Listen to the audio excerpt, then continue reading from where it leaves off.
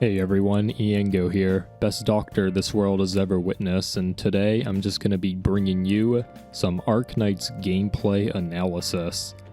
Now I scoured the internet for some doctors clearing DH9, the final stage in this current event, and what I hope to provide in this video is a solid critique of the strategies these doctors employ in their gameplay. So the first gameplay we'll be taking a look at will be from the YouTuber KyoStinV. Alright, so we see his selected team here, and honestly, I don't know what the fuck is going on with this lineup. I mean, first off, he's only using 5 out of 12 of the slots, and Gravel isn't even E2'd. I am very doubtful this Gravel even does anything for this run, but let's watch on. So there's an initial fuck up already on the first deployment. Silver Ash here should have been placed earlier, so the DPS could be maximized. So rewinding the footage, we see ample time to place the Silver Ash here, but instead KyoStin is just dicking around with the water pads for no apparent reason. And then we see does a very questionable Surtur usage.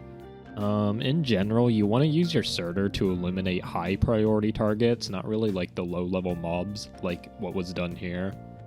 And then later we kind of see the need to undeploy both Surtur and Silver Ash. Obviously this was kind of sillingly self-inflicted by not bringing a healer. And now we see the first good tactic of the run. He deploys an AJ followed by a Gravel, which is a pretty nice idea. Unfortunately for KyoStin, the boss targets the highest HP enemy, and his Gravel is only E1 level 60, so this ends up not working out the way he probably expected, and the boss actually just targets the AJ instead of the Gravel. So as I predicted before watching, the Gravel just did absolutely nothing to help out with this run. Literally could have just brought any other unit in the game. As long as it was higher HP than AJ, it would have been more effective. And luckily the AJ does survive, but that might not be the case depending on your AJ's level, so definitely have to deduct some points here.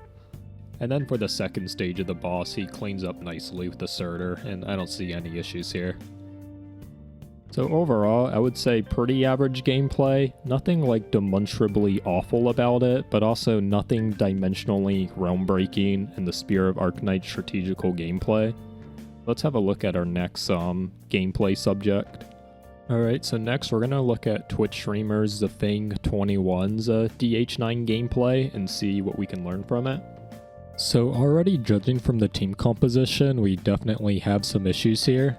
I mean, this team is just lacking so much. At the top of my head, we are lacking healing, defense, burst damage, DP generation, and just a whole bunch of things.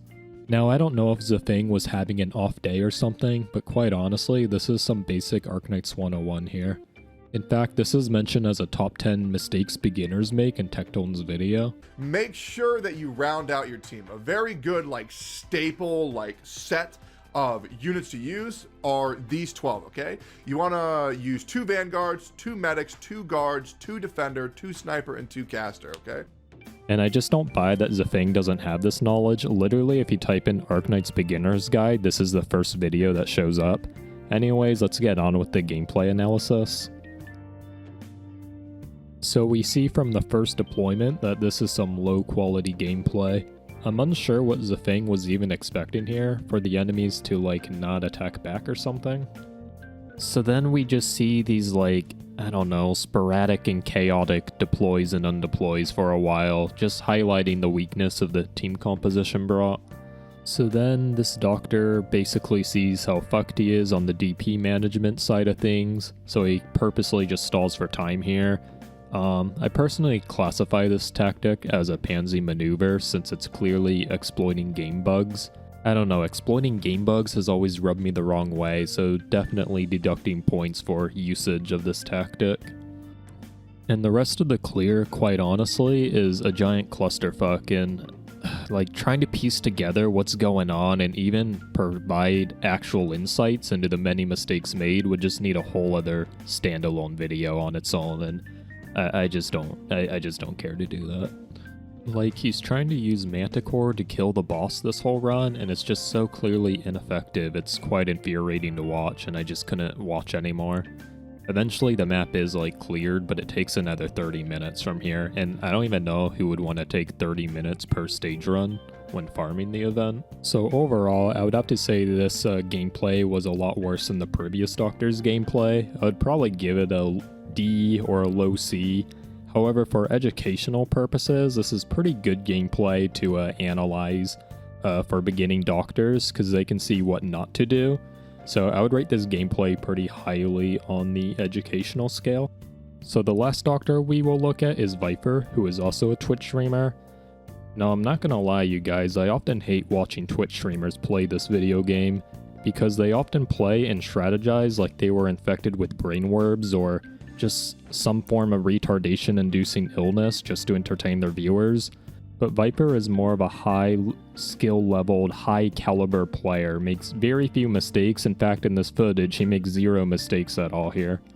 So here is his team composition, and it's just really solid. He has heals, guards, defense, offense, crowd control, AoE, single target, just everything you need to win at this video game.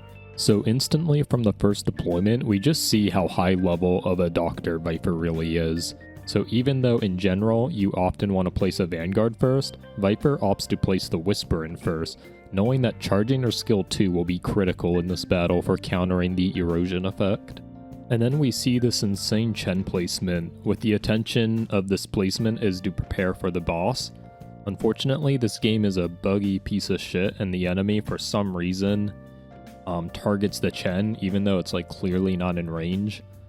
So he does restart the map and plans for the bullshit target range bug the second time around. So on the second attempt, we see that he sets up the Whisper in formation again. So then we see this Doctor just showing off how he's on the next fucking dimension of Arknights gameplay, deploying the Ifrit perpendicular to the boss here. And I just have to say, you guys, this is like really pushing the frontier of what's possible in Arknights, and just being on the next fucking level in terms of gameplay.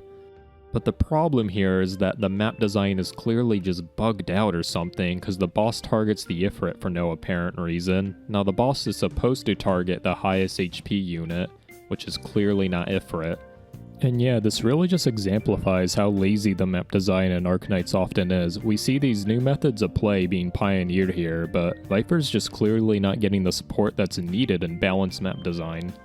And honestly guys, I was just too upset to finish watching the rest of that gameplay or even seek out more gameplay, so that'll be all for this video. Hope KyoStinV can just balance these maps in the near future. And yeah, peace out.